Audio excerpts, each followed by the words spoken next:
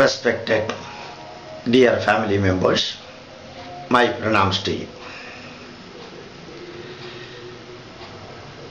You can always see that India was the country,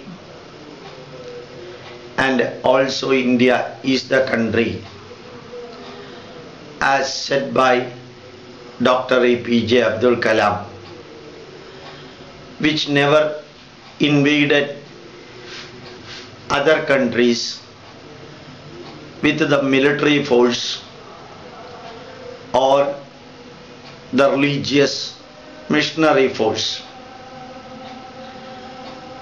It never allowed the invaders to go back after defeating India. We always prayed, Sarve bhavantu suginaha, sarve santu niramaya, sarve bhadrani pashyantu. We always prayed Loka samasta sugino bhavantu. We never prayed Haindavaha samasta sugino bhavantu. We always said that the pathway of worship of different gods will also reach the same goal. But with all this open, transparent and good mind of Hindus, the Semitic religion and their leaders, the Semitic politicians of different Semitic religious countries, both Christians and Muslims, always made it a point to attack India, to loot India, to destroy India in the name of religion and loot as much wealth as possible from this country. It is said that Prophet Muhammad failed only in the case of India. Partly that too. Whichever country Prophet Muhammad and his soldiers invaded, he and his colleagues could convert those countries into Islam fold. Exactly like that, the Christian missionaries, the Christians, whether it is from Portuguese or Dutch or French or English, that means British, they also could not retain their rule in India. They came, looted, ruled, converted many Hindus into Christian fold using swords, and maybe due to the great heritage of this country and blessings of the great rishis of India, they had to go back, keeping India reasonably intact. But those Muslims who ruled India for 650 years and those Christians who ruled India for the last 250 years could create a poisonous mind in the converted Muslims of India and converted Christians of India and non-converted the so-called leftist and progressives of Indian Hindus. So earlier days, during the Muslim rule, only the Muslims were the enemies of Hindus in India. Later, during the Christian rule, only the Christians were the enemies for Indian Hindus. After independence, external enemies got vanished, whereas now we have got 4 enemies within this country.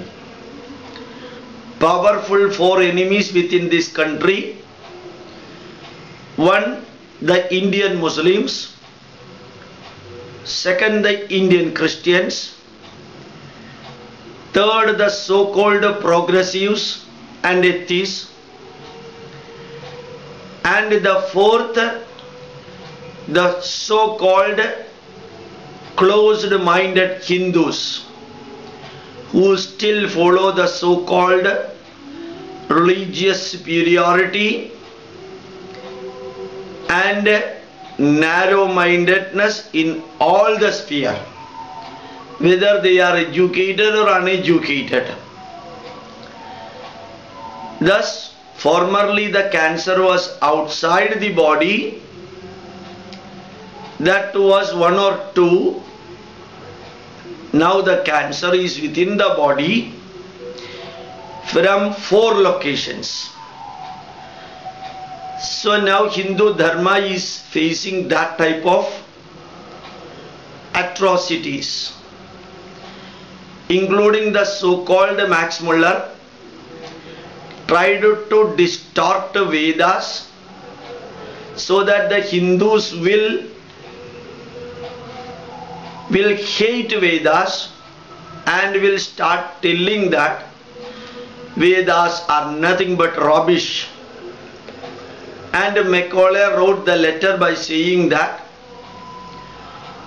when the vacuum of removing the Vedas got created in the mind of Hindus, that vacuum can be filled with biblical thoughts, Bible and Bible concepts. Divide and rule worked in India during the pre-independent nation and after independence also. Even today it is working in its own way. Divide and rule. So that is continuously going on,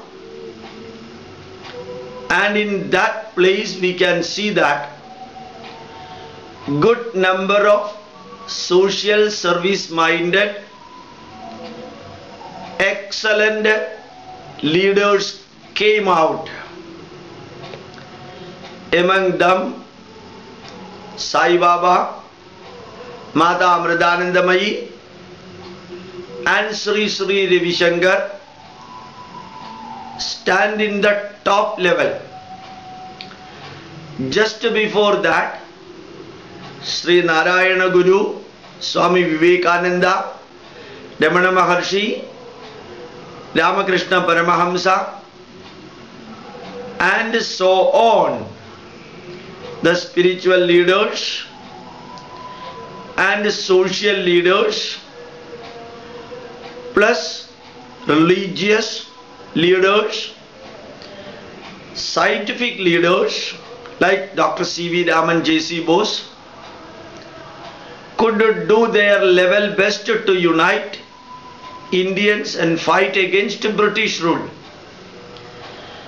and create a self-confidence in the mind of Hindus and Indians.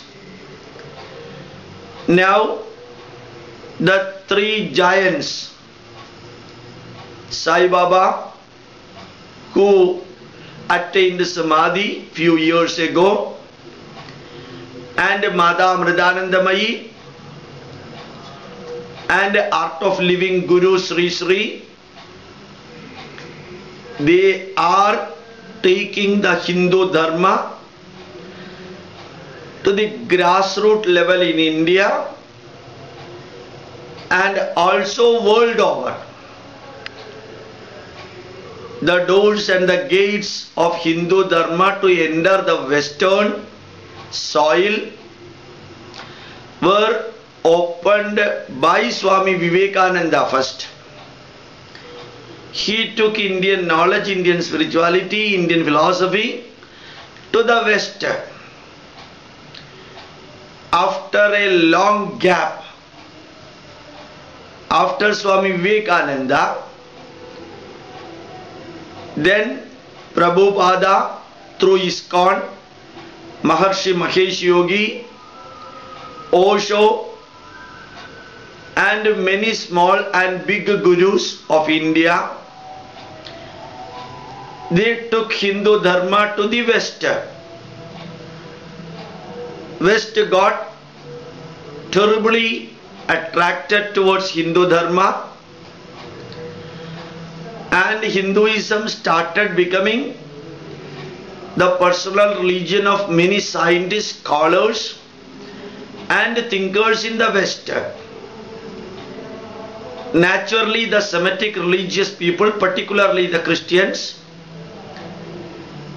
who spread their religion through the swords internally and outside covered with honey, in the name of education, in the name of social service, in the name of poverty alleviation, they invaded in the mind of everyone and started spreading their so-called monotheism, only Jehovah, only Jesus can save you, all other religion will be leading you towards darkness.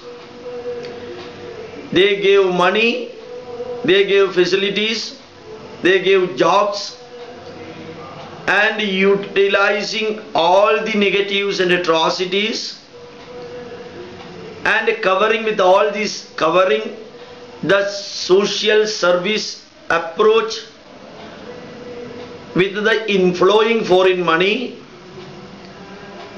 They tried, they are trying, they did their level worst in spreading their religion and annihilating Hindu Dharma,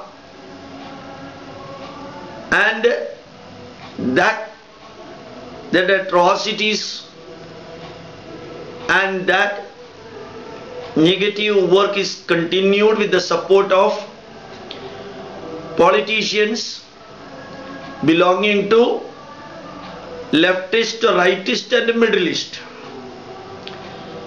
Whether the politicians belong to Congress group or belong to LDF group or belonging to BJP group, all the politicians, in the name of appeasing the minority for getting their votes, Hindu Dharma is getting tarnished and eroded of its own way. Every group is doing the negative. Formerly, the foreign Christians did the work, and before that the foreign Muslims did the work, and that work got transferred to Indian Christians and Indian Muslims and Indian Communists and Indian Congress and Indian BJP people. Now, whatever good things are being done by these three people, Sai Baba, Amritanandamayi and Sri Sri Ravi Shankar, it always got suppressed. No media generally gives publicity for the great work done by the Hindu rishis, selfless, wonderful work done without converting the people. That got covered from the people, whereas any minor incident, negative incidents are taking place, that got terribly projected. And all the good services done by RSS got covered and got that organization banned from India. Why? One person killed, shot that Mahatma Gandhi. That responsibility of one individual that got transferred on the shoulders of a big organization where that individual does not have any connection at all. And Kanjipuram Shankaracharya was arrested, thinking that without any proof he is responsible for a murder. And outside India, Osho, Rajneesh got tarnished when the thinkers, scientists and meritorious people started following him. And when Rajneesh started flourishing, cutting the neck of Rajneesh was the need of the Christian rulers in America. Cutting ISKCON, Hare Krishna movement was the need of Christian rulers of America. They did it through legal aspect. And stopping Maharshi Mahesh Yogi is the need of the Christians world over. It's applicable for other two also. Christians from world over wanted to stop the Hindu rishis invading the mind of the so-called Christians in the West. So that can be done by tarnishing the leaders of Hindu Dharma by hooks or crooks. The same thing what is happening outside India, tarnishing of Hindus, gurus and Hindu leaders for maintaining the Christian spreading rate. That got reflected in the case of Sai Baba also. Sai Baba has never done any smuggling work. Sai Baba has shown many miracles, true. But majority of the miracles shown by Sai Baba are far superior than the miracles shown by Jesus Christ. It is said in Bible that Jesus converted water into alcohol. It's impossible scientifically. H2O cannot be converted into C2H5OH, whether he is God or Son of God. All the miracles shown by Jesus is nothing but non-scientific. If the magics and miracles are non-scientific, all miracles shown by Sai Baba also need not be explained as the scientific miracles. Nobody need justify that. Nobody need support that. Whomsoever is showing miracles, that is the visiting card for them according to their own messages. But Sai Baba did not do any crime. Sai Baba was not a criminal. He established a university for entirely free education for the poor people. And that is not a crime. Without taking even a single rupee, he provided free education. He provided free medical service.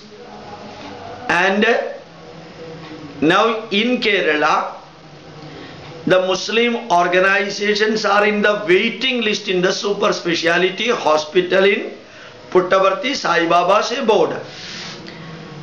66% of those who are treated in super speciality hospital in Puttaparthi belong to Kerala Muslims, whether heart surgery or latent. Sai Baba never shown any discrimination between the Hindus and Muslims, and those Muslims who got the service and the facilities from Puttaparthi, they themselves do against Sai Baba. And Sai Baba did his level best to create Sai Ganga. Sai Ganga inaugurated by Karunanidhi, the so-called atheist Chief Minister of Tamil Nadu. Now Tamil Nadu is flourished with, particularly Chennai is flourished with drinking water, even if rainwater is not available. Billions of dollars equivalent work was done either as social service or as paid work for bringing water to Chennai, for supplying to Hindus, Christians and Muslims, independent of the religious background of the people living in Chennai. What UNO, what UNESCO, what the government of India could not do, that could be done by the Sai devotees. The money needed for the social service was definitely given by Indians and foreign people, which was fully filed through the income tax procedures. One cannot just like that blame that foreign money is flowing. In Kerala alone, Yohannan, the so-called evangelist, got 800 crores. In black and white, 800 crore rupees according to income tax. Whatever may be the crores received by Sai Baba should be verified and is being verified by income tax department. Many people thought that Sai Baba's board is filled with gold. Absolute rubbish. Anybody could have gone to the court if such a doubt was there. Sai Baba supplied the medicine for the poor. He supplied the food for the poor, for millions of the people. He built the mosque in Puttaparthi, rebuilt the mosque in Puttaparthi with all its secularism. And Sai Baba has got his emblem in which the crescent moon and the star plus the cross is there. Can anyone anywhere in India or outside show a Christian church or a Christian group or a Muslim group putting Onkar in that? They are labeled as, the Christians and Muslims are labeled as secular, even though they are hardcore terrorist Christians and terrorist Muslims. Fanatic Muslims and fanatic Christians, they are labeled as seculars, whereas Sai Baba got tarnished, getting tarnished by the hidden agenda of Christians and Muslims, plus the politicians who use the facilities of Sai Baba for getting their ill health cured and problem solved. So the benefit of the good activities and services of Sai Baba is taken. At the same time, they wanted to tarnish Sai Baba because many of the Western scholars and scientists, they come to Puttaparthi, worship Sai Baba, stay there for many days and many years, do social service for Christians, Hindus and Muslims, people world over. But those things are all covered and nothing will be coming out, nothing used to come out, nothing is coming out as far as the good work done without converting the Christians and Muslims to Hindu fold. And Dr. APJ Abdul Kalam visited Sai Baba's abode for many times, and he delivered the inaugural lecture of the university departments. He supported Sai Baba. It's very natural that a Muslim president of India would not have gone to Puttaparthi if the correct picture of the background of Puttaparthi was not available. But all the medical services done by Sai Baba, all the food oriented services done by Sai Baba, all the counseling and the services done by Sai Baba, and all the educational activities done by Sai Baba, 100% free. These are all possible only if somebody else is donating money for Sai Baba. But closing the eyes towards the good work done, Sai Baba is getting tarnished got tarnished by the atheist, by the communist, and by the Christians and Muslims, and that has become part of their DNA to denigrate Hindu Dharma, because Sai Baba is instrumental for spreading the Indian messages in India and abroad. Most unfortunately, many of the Sai devotees create the problem against their Guru. Some of the Sai devotees are so narrow-minded and selfish. They never followed any of the messages of Sai Baba. They worshipped and prayed and performed pujas and bhajans for Sai Baba, exclusively thinking that they will get what they wanted. And they thought that spreading the message of Sai Baba is not necessary, only performing the puja is needed. And they were self-centered.